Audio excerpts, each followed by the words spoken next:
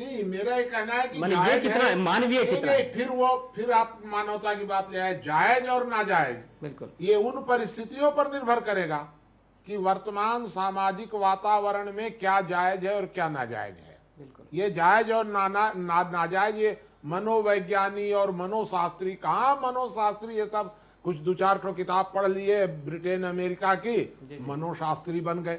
अरे मनोशास्त्री हैं तो रामानुजगंज के जंगल में बैठ करके डिस्कस करें, जनता के बीच में आकर के, या मुझे बुलावें, मैं बताता हूं कि वो मनोशास्त्री हैं कि मैं हूं। तो मुख्य प्रश्न ये पैदा होता है कि दंड कैसा होना चाहिए, ये मनोशास्त्री तय करेंगे अथवा समाजशास्त्री तय करेंगे। मनोशास्त्री इसलिए भी तय करेंगे शायद, अगर उत्तर प्रदेश का एक मुख्यमंत्री सितारगंज के अंदर, उत्तर प्रदेश में जो पहाड़ से कुमायूं से लगता हुआ एरिया है, वहां अगर एक खुली जेल बना करके खूंखार अपराधियों को घर गृहस्थी सहित अगर वहां रहने की परमिशन देता है, अगर वो उन्हें फिल्म देखने के लिए भी परमिशन देता है, खेती जो उन्हें जमीन अलॉट करता है, और उन्हें बस एक बाउंडेशन देता है कि बस आपको इस चार दीवारी में रहना है, हाँ, यहां से आप देश छोड़कर नहीं जा सकते या प्रदेश छोड़कर नहीं जा सकते, या पर्टिकुलर टाइम के बाद आप वापस आ जाएंगे। तो उत्तर प्रदेश के मुख्यमंत्री एक प्रयोग कर रहे हैं अपराधियों पर, बिल्कुल, और हम लोगों ने जी जी एक प्रयोग किया जी, और वहां ये प्रयोग किया कि सारे जुआ खेलने वाले, शराब बनाने बेचने वाले, ब्लैक करने वाले, वैश्यावृत्ति करने वाले सबको छूट दे दो, एकदम पूरी छूट दे दो, और अपराधियों पर कठोर दंड होना चाहिए। आप ये पता लगाइएगा तो आपको साल 2 साल के बाद पता चलेगा कि जहां हमारा प्रयोग हो रहा है वो पूरा सफल है, और अभी तक भी सफल है। आप आइए सितंबर में, सितंबर में हम पूरे देश को, दुनिया को दिखाएंगे कि आइए रामानुजगंज में देखिए। आपको ऐसा नहीं लगता है कि आज का जुआरी, आज का ड्रग्स लेने वाला और आज का शराबी कल का अपराधी होता है? नहीं, होता ही नहीं है। आप एकदम भ्रम में। अभी आपने कहा है कि कोई जन्म से अपराधी नहीं होता है। हाँ। तो जो जुआरी है वो जब तक अपराध नहीं करता है तब तक उसको दंड देने की आवश्यकता नहीं। एक तरफ आप कह रहे हैं कि जब वो अपराध करने लग जाए तो हृदय परिवर्तन करो। मैं ये कह रहा हूं कि जुआरी का हृदय परिवर्तन करो ना, तो जुआ खेलने वाले का हृदय परिवर्तन नहीं करेंगे, शराब बनाने बेचने वाले का हृदय परिवर्तन नहीं करेंगे। हृदय परिवर्तन कब करेंगे? जब वो क्राइम करने लग जाएगा, तब उसके लिए ये यूपी के मुख्यमंत्री खुली जेल बनवा रहे। अरे मेरा ये कहना है कि शराबियों का हृदय परिवर्तन करने में क्या दिक्कत है? इस देश के महापुरुषों ने अगर अंगुली माल जैसे लोगों का हृदय परिवर्तन करने का भी अगर बीड़ा उठाया, तो ये सामान्य जो आज का अपराध है उसको आपको पता होना चाहिए कि जब समाज में प्राचीन समय में पुरुष प्रधान व्यवस्था थी बहुत लंबे समय तक, बिल्कुल, और जब पुरुष नहीं निपटा पाया, अपराधियों को मार नहीं पाया, तो देवी दुर्गा आई मारने के लिए, महिला को आना पड़ा। ये आप जानते हैं। हाँ, तो जब अंगुलीमाल सरीखे प्रयोग करने वाले लोग ऐसे एक्सेप्शनल हैं, 3 ही तो प्रयोग हुए हैं, एक वाल्मीकि का हृदय परिवर्तन, एक अंगुलीमाल का हृदय परिवर्तन, एक अशोक का हृदय परिवर्तन, बाकी रावण मारे गए, कंस मारे गए, कितने राक्षस मारे गए, लाखों लोग मारे गए। 3 ठो हृदय परिवर्तन और 1 ठो चौथे जयप्रकाश जी ने 2-4 लोगों का हृदय परिवर्तन कर दिया। क्या प्रभाव पड़ा? ये 2-4 ठो एक्सेप्शंस को गिनाते रहते हैं आप लोग। वास्तव में ये कोई प्रथा नहीं है। मूल प्रश्न ये है कि सन 47 से लेकर आज तक समाज में अपराध बढ़ रहे हैं, अपराधियों के मन से भय निकल रहा है, फांसी की सजा को समाप्त होना चाहिए। इससे अपराधियों के का भय कम होगा, इससे बढ़ेगा नहीं।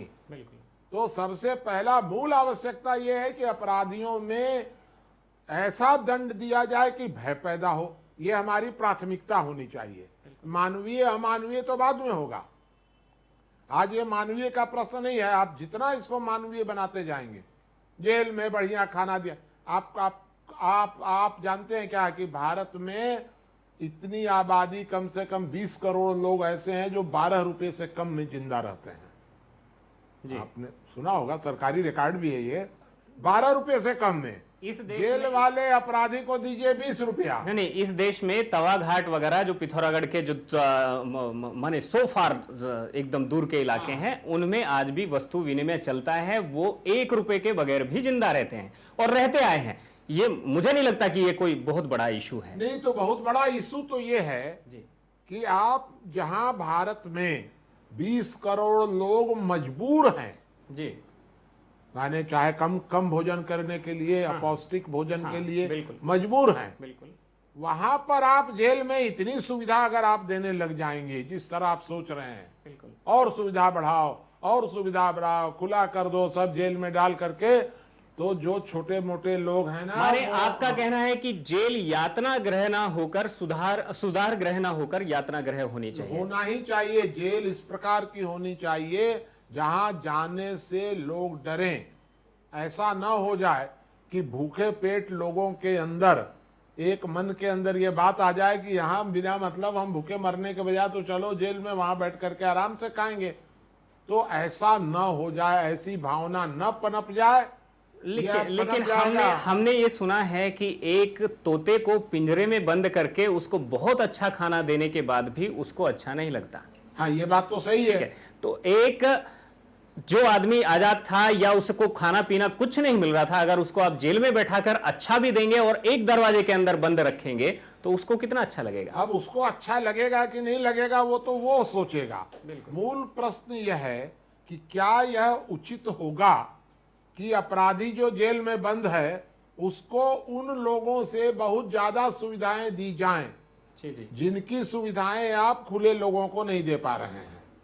उसके मानवाधिकारों की तो रक्षा करनी पड़ेगी, कहीं वो मर ना जाए कम खाना खाने से या बाकी गंदा पानी पीने से। तो मैं कहाँ कह रहा हूं कि कम खाना खाने से अगर बाहर में नहीं मर रहा है तो वहीं काहे को मर जाएगा। मैं कहाँ कह रहा हूं गंदा पानी मिलना चाहिए। अगर अपराधी तो बड़े बड़े नेता भी आजकल जेल में गए थे तो वो गंदा खाना तो बाहर नहीं खाते थे। अगर उनकी केयर वहां ना की जाए तो वो तो वास्तव में उनकी हालत खराब हो जाएगी। नहीं तो अगर उनकी हालत खराब हो जाएगी तो ऐसा काम ही क्यों करते हैं कि जेल में जाएं? क्योंकि जेल में गए हैं तो इसका मतलब उन्होंने गड़बड़ किया है। कम से कम जेल में इतना तो अवश्य होना चाहिए कि बाहर के लोगों को जेल के अंदर जाने की इच्छा पैदा न होने लग जाए। इतना डिफरेंस नहीं होना चाहिए बाहर और अंदर में।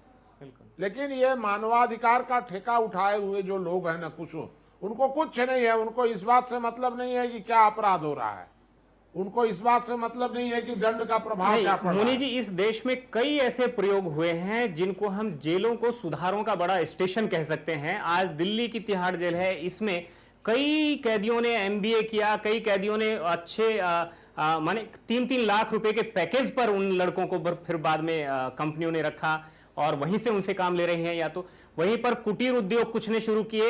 मध्य प्रदेश के अंदर एक जेल ने तो बल्कि कई जेलों ने पूरी बड़ी बड़ी गौशालाएं जेलों के अंदर इस्टेब्लिश हुई। कह रहे हैं मैं इससे ज्यादा मालूम है मुझे। हाँ, बिल्कुल। मुझे मालूम है और मैं आपको ये बताना चाहता हूं कि लगातार धीरे धीरे हीनियस क्राइम बढ़ रहा है, गंभीर अपराध बढ़ रहे हैं। बिल्कुल इस प्रकार के अपराध बढ़ रहे हैं तो मूल प्रश्न ये है कि जेल से लोग बड़े अच्छे निकल रहे हैं तो फिर ये अपराध समाज में क्यों बढ़ रहे हैं। लेकिन मुद्दा ये भी है कि फांसी की सजा खत्म करके अगर उसकी आंख फोड़ दी जाएगी तो फिर से समाज पर एक और बोझ बन जाएगा। नहीं, समाज पर काहे को, वो फांसी पर चढ़ जाएगा।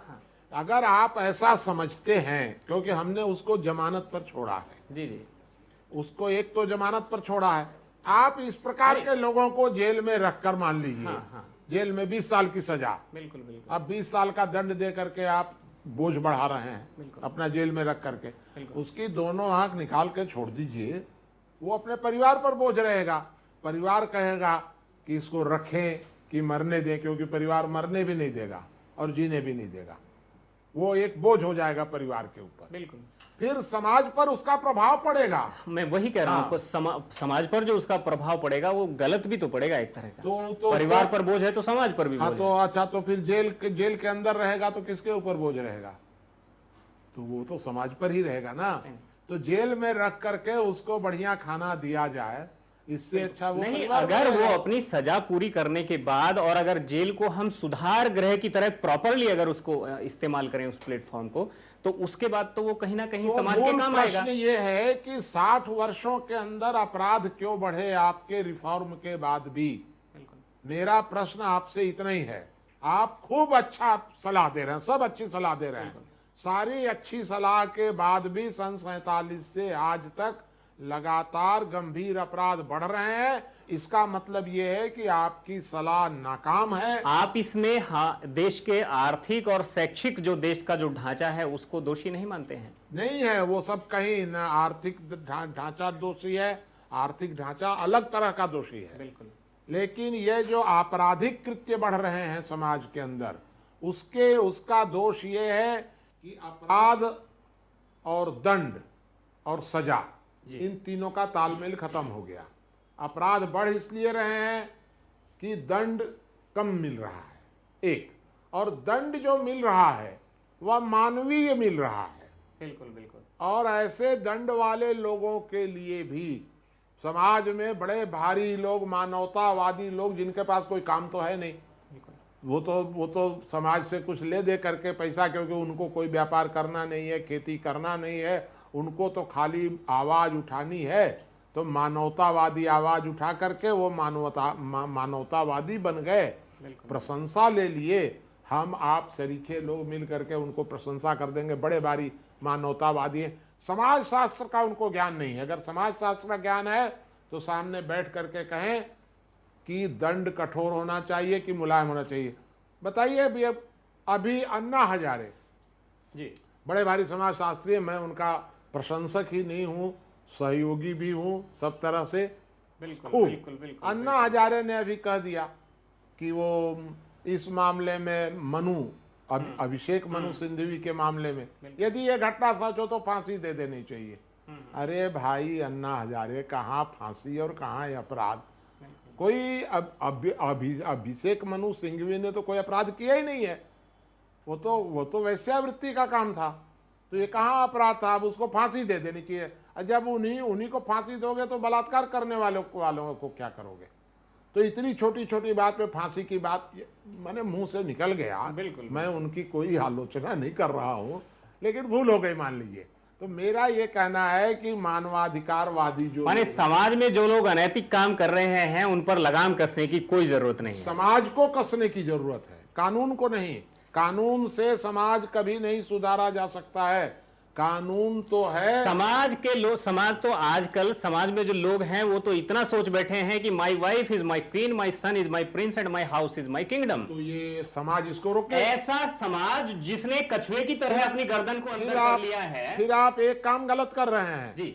आप समाज और सरकार को एक साथ जोड़ रहे हैं। मैं कह रहा हूं कि समाज इसको रोके मैं वही बात कह रहा हूं। तो आप जो समाज अपनी गर्दन कछुए की तरह अंदर कर लिया है, वो मनु सिंघवी या बाकी किसी की जो इस तरह की जो अभिषेक मनु सिंघवी को समाज माला पहिराना बंद करे। बिल्कुल। समाज उन्होंने अनैतिक कार्य किया है तो क्या फांसी पर चढ़ा देगा? समाज को फांसी पर चढ़ाने का अधिकार नहीं है, वो काम सरकार का है। सरकार और समाज को एक में मत जोड़िए कभी भी। माने आपका कहना है कि जो अनैतिक कार्य हैं उनके लिए सजा समाज तय करे और जो आपराधिक कार्य हैं उनके लिए सजा सरकार तय करे। समाज को दंड देने का कोई अधिकार नहीं है। बहिष्कार करने का अधिकार हो सकता है। वो बहिष्कार कर सकते हैं, सुधार कर सकते हैं।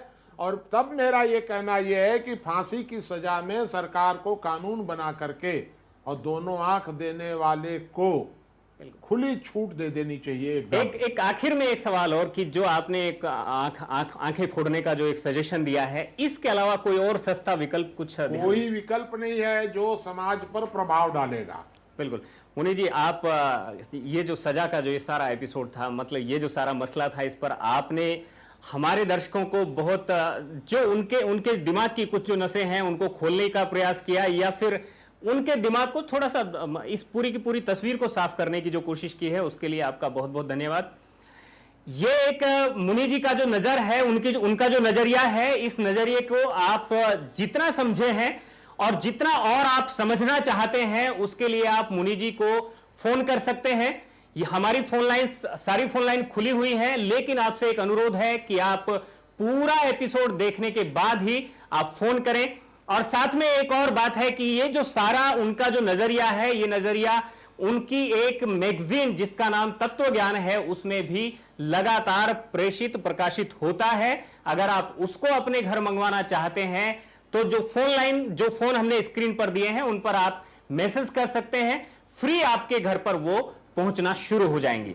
फिलहाल लेते हैं हम यहां पर विराम और अगले हफ्ते फिर मिलेंगे एक नए एपिसोड के साथ, नए मुद्दे के साथ। तब तक मुझे दीजिए इजाजत। नमस्कार।